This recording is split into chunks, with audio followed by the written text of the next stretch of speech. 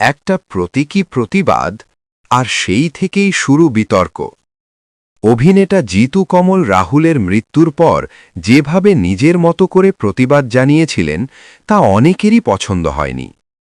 কেউ সরাসরি, কেউ পরোক্ষে কটাক্ষ করেছেন। মৌসুমী ভট্টাচার্য বলেছিলেন এই ধরনের পদক্ষেপ মানায় না, আর অভ্রজিৎ চক্রবর্তী ইঙ্গিত করেছিলেন সময় পরিস্থিতির গুরুত্ব বোঝা দরকার। কিন্তু এই সমালোচনার মধ্যেই নিজের অবস্থানে অনড় থেকেছেন জিতু। এবার তিনি বেছে নিলেন অন্য পথ, আত্মপ্রচার।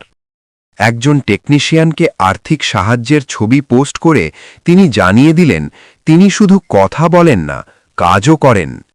আর সেই পোস্টেই কড়া বার্তা, যারা সমালোচনা করেছেন তারা যেন একইভাবে ভালো কাজের প্রশংসাও করেন।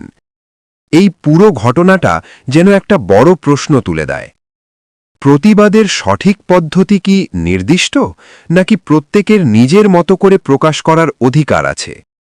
জিতুর উত্তর স্পষ্ট, তিনি নিজের মতোই লড়বেন এবং সেটাই সামনে তুলে ধরবেন।